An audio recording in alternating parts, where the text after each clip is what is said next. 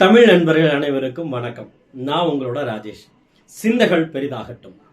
இந்த வீடியோ கொடுக்கறதுக்கு ஒரு முக்கியமான ரீசன் இருக்கு. ஸோ இந்த வீடியோ முழுமையாக பார்த்தீங்கன்னு சொல்லி கேட்டோம்னா நமக்கு ஒரு மிகப்பெரிய லைஃப் சேஞ்ச் நடக்கிறதுக்கான வாய்ப்புகள் இருக்கு. பிரைஸ் அப்படின்னு சொல்லக்கூடிய people research on Indians consumer economy அவங்க ஒரு ரிப்போர்ட் வெளியிட்டு இருந்தாங்க.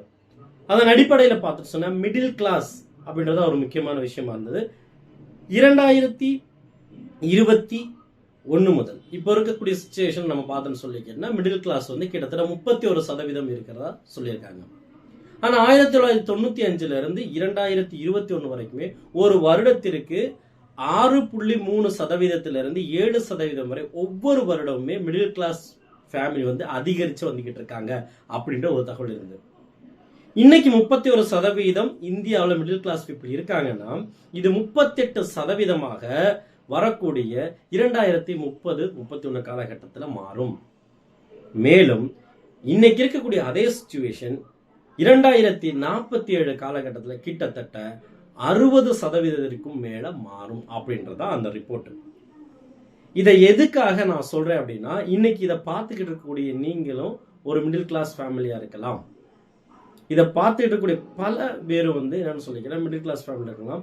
இன்னைக்கே நம்ம பொருளாதார நிலையில நம்ம வாங்கக்கூடிய சம்பளத்துல இருந்து நம்மளோட வருவாயில இருந்து இன்னைக்கு நடக்கக்கூடிய செலவுகளை மீட் பண்றதுக்கு மிகப்பெரிய லெவல்ல ஸ்ட்ரகிளிங்ல இருக்கு. சில உதாரணங்கள் நான் சொல்றேன். என்ன அப்படின்னு சொல்லிக்கிறேன், இன்னைக்கு நம்ம வீட்டு செலவுகளை மேனேஜ் பண்றதே ஒரு பெரிய விஷயமாக இருக்கு.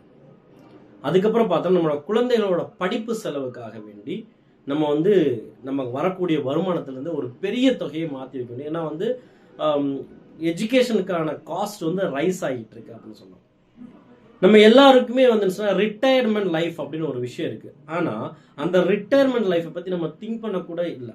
ஒரு 25 வயசு காலகட்டத்தில் நம்ம கேட்டோம்னா என்னோட லைஃப் மிகப்பெரிய லெவல்ல இருக்கும், அப்படி இருக்கும், இப்படி இருக்கும்னு சொல்லி நம்ம எல்லாருமே ஒரு மிகப்பெரிய கனவுகளோட இருக்கும்.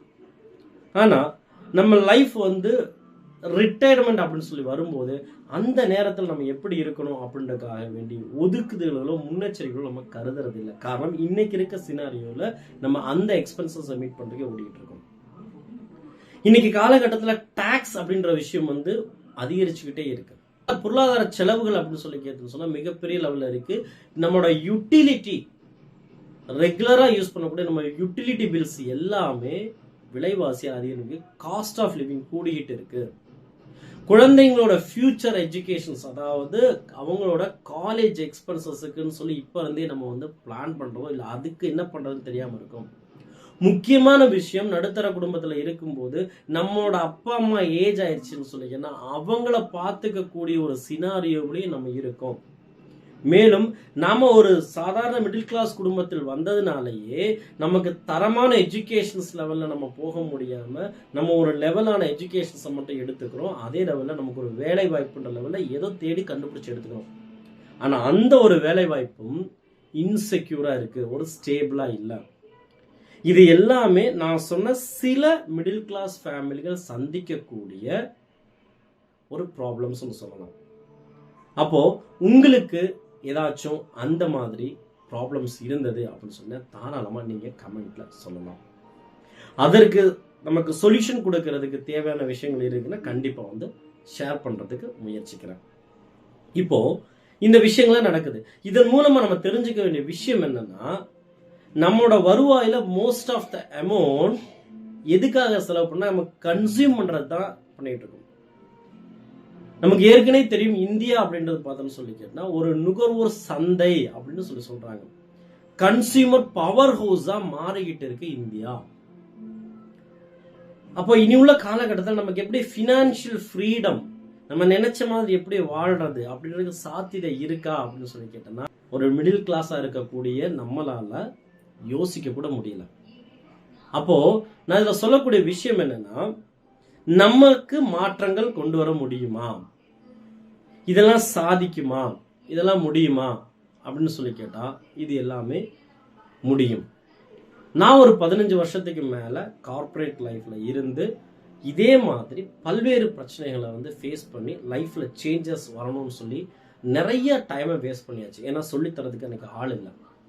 இன்னைக்கு எனக்கு கிடைச்ச சில தகவல்களை வந்து நம்ம கம்யூனிட்டிக்கு வந்து கொடுக்கணும் அப்படின்னு சொல்லி நினைக்கிறேன். ஜஸ்ட் யோசிச்சு பாருங்க, எண்ணம் போல் வாழ்க்கை அப்படின்னு சொல்லி நம்ம கேள்விப்பட்டிருக்கோம். எதுவாக நினைக்கிறாயோ அதுவாக மாறிவிடுவாய் அப்படின்னு சொல்லி கேள்விப்பட்டிருக்கோம். அப்போ இன்னைக்கு சக்சஸ் ஆனவங்க அப்படின்னு சொல்லி பார்த்தோம்னா, உதாரணத்துக்கு எதுவாக மாறணும்னு நினைச்சு அதுக்கு தேவையான முயற்சி எடுத்தாங்களோ அவங்க எல்லாமே சக்சஸ் ஆயிருக்காங்கன்னு சொல்லலாம். உதாரணத்துக்கு ஒருத்தர் வந்து நான் வந்து ஒரு பள்ளி ஆசிரியராக மாறணும் அப்படின்னு சொல்லி கேட்டா அதுக்கு தேவையான எஃபர்ட் கொடுத்துருப்பாரு, அவரு பள்ளி ஆசிரியராக மாறிப்பாரு. ஒரு காவல்துறை அதிகாரி ஆகணும்னு நினைச்சிருப்பாரு, அவரு அதுக்கான எஃபர்ட் கொடுத்திருப்பாரு, அவங்க அதே மாதிரி மாறி இருப்பாங்க. மேலும் இன்னைக்கு ஐஏஎஸ் ஆஃபீஸர், ஐபிஎஸ் ஆஃபீஸர் பல துறைகள்லையும் வந்து தான் எதுவாக ஆக வேண்டும் சொல்லி ப்ரீ பிளான் பண்ணி அதுக்கேற்ற செயல்களை செஞ்சாங்களோ அவங்க எல்லாம் அதை ரீச் பண்ணியிருந்தாங்கன்னா அவங்க வந்து அந்த இடத்துக்கு போயிருக்கான்னு அர்த்தம். அப்படி இருக்கும்போது நம்ம இப்ப இருக்கக்கூடிய லைஃப்ல இருந்து மாறணும் அப்படின்னு சொல்லி சிந்திச்சு அதுக்கு தேவையான வழிகளை எடுத்தோம்னு சொல்லி கேட்டா கண்டிப்பாக மாற முடியும். இது ஜஸ்ட் வந்து ஏதாச்சும் இது பண்ண அதை பண்ணா அப்படின்னு சொல்லக்கூடிய விஷயம்லாம் கிடையாது. ஒவ்வொரு விஷயத்தோட இருக்கு. ஒரு மருத்துவர் ஆகிறதுக்கு ஒரு நபர் வந்து அதுக்கு தேவையான டைம் எடுத்திருப்பாரு, அதுக்கு தேவையான படிப்பு காரியங்களும் எடுத்து அதை அந்த டைம் எடுத்த போது ஆட்டோமேட்டிக்கா அவரும் மாறி வந்திருக்காரு. அதுக்கேற்ற மாதிரி நம்மளாலையும் மாற முடியுமானா கண்டிப்பாக முடியும். ஸோ அந்த மாதிரி ஒரு விஷயம்தான் நான் ஐடென்டிஃபை பண்ண விஷயங்களை வந்து இந்த சொசைட்டிக்கு வந்து அவங்களோட டயத்தை வேஸ்ட் பண்ணாம என்னோட அனுபவங்களை மூலமா வந்து அவங்களோட லைஃப்ல சில மாற்றங்களை கொண்டு வர முடியும் அப்படின்றதுக்கான அதுக்கான தகவல்களை வந்து நான் வந்து ஒரு கம்யூனிட்டி குரூப்புக்கு வந்து நான் ஷேர் பண்ணி கொடுத்துக்கிட்டு இருக்கேன். ஸோ அதே மாதிரி தான் இந்த ஒரு விஷயம். அப்போ மிடில் கிளாஸ்ல இருக்கக்கூடிய நமக்கு ஒவ்வொருத்தருக்குமே ஒரு திறமை இருக்கு, நமக்கு தெரியாம இருக்கும். நம்ம கவிஞர்கள் பாடி வச்ச பாட்டில் கேட்போம், உனக்குள்ளே சக்தி இருக்கு, அதை உசிப்பிட வழிபாரு அப்படின்னு சொல்லிப்பாங்க இல்லையா.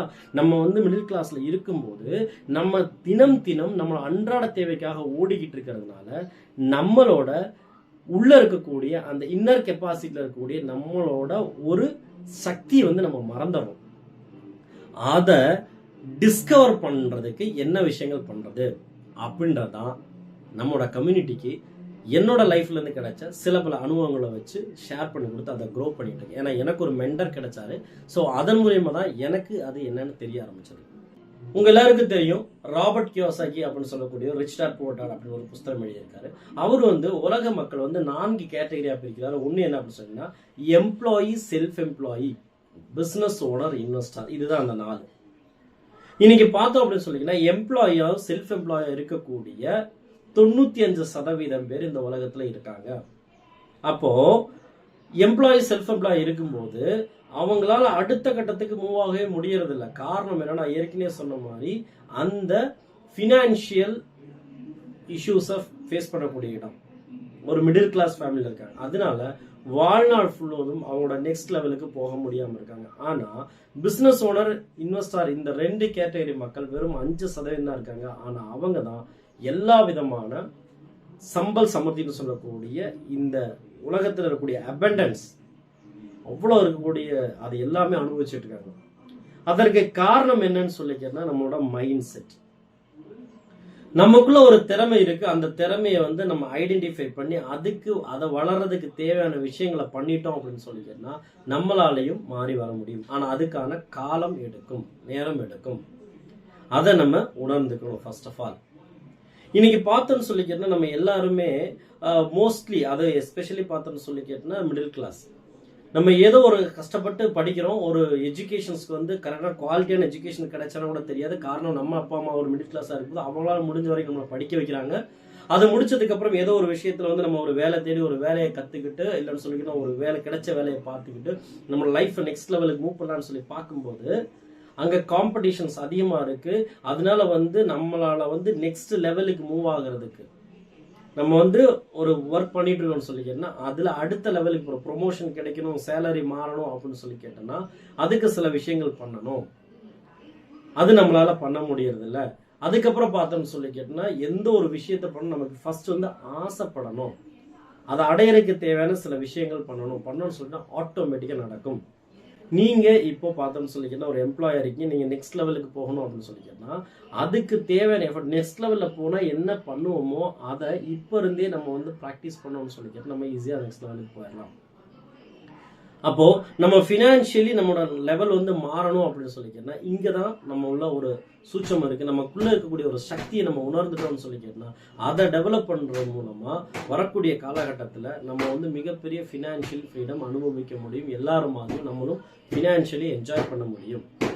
அதுக்கு தேவையான டிப்ஸுகள் ஒவ்வொன்றையுமே என்னன்னு சொல்லிக்கிறேன்னா இந்த குரூப்ல நம்ம ஒரு கம்யூனிட்டியை கிரியேட் பண்ணி அதுக்கு தேவையான விஷயங்கள் எல்லாமே ஒரு ஃப்ரீ கம்யூனிட்டி குரூப்பை கிரியேட் பண்ணி அதுக்கு தேவையான இன்ஃபர்மேஷன்ஸ் எல்லாமே ஷேர் பண்ணிட்டு இருக்கோம்.